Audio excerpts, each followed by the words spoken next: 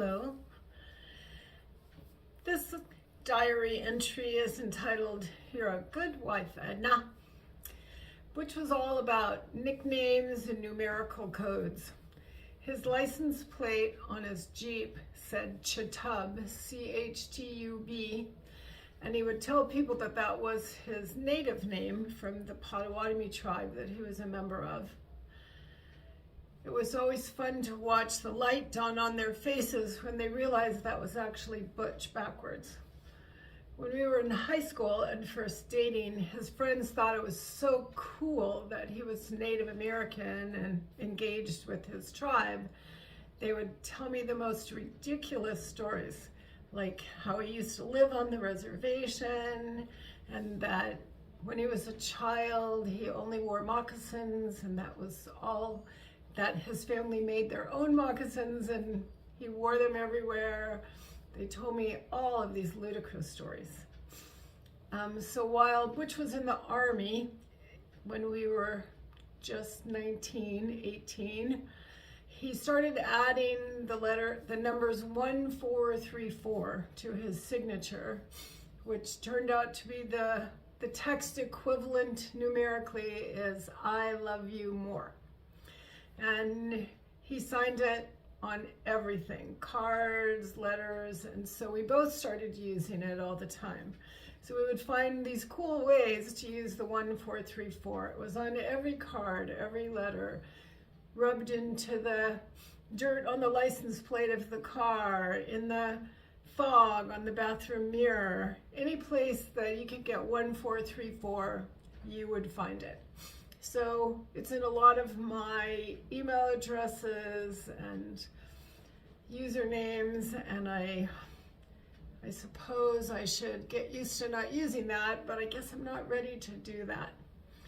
And so when we were, after his father died in the 80s, he announced that even though his name was actually Austin, and his family had always called him Butch, as was typical in the 50s when he was born, my family all called him Austin because I met him in school, and that was his name in school. It was also his name at work. So he had sort of, you could tell the people that knew him from his family and his childhood called him Butch, and the people that knew him from my family and our time together in school called him Austin. And after his father died, he said, "You know, Austin's just not my name. I want to be called Butch." So I just randomly started calling him George. And he decided he needed to find a nickname for me that went with George. So in the period of his figuring out my new nickname, we watched this fun movie called The Out-of-Towners. And it was about these people from a small town in the Midwest who came to visit New York. And their names were George and Edna. And everything that could go wrong did go wrong. And it was hysterical to watch this movie and just the what next, what next, what next. It would not have been funny to live this, but it made for a very funny movie.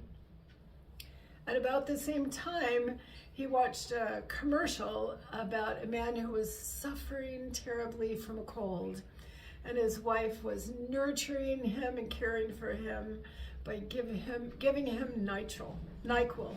And the line in the movie was, or the commercial was, "You're a good wife, Edna."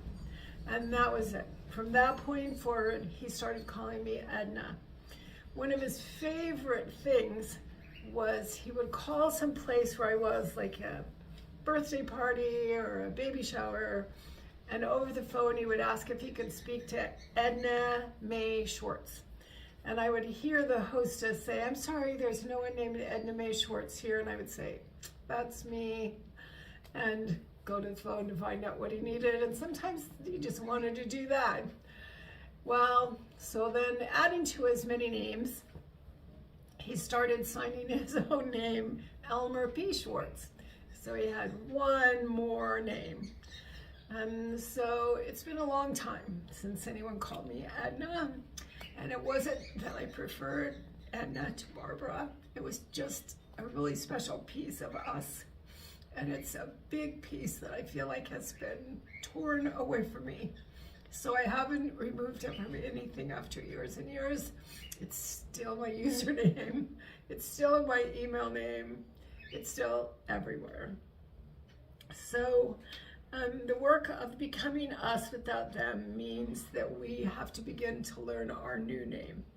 The name for me that God calls me. The name that reminds me that I am amazing and special, even if he isn't calling me Edna. And I think that maybe someday I might take all the Ednas and all the 1434s out of all my usernames, but probably not. It's likely to be on my gravestone.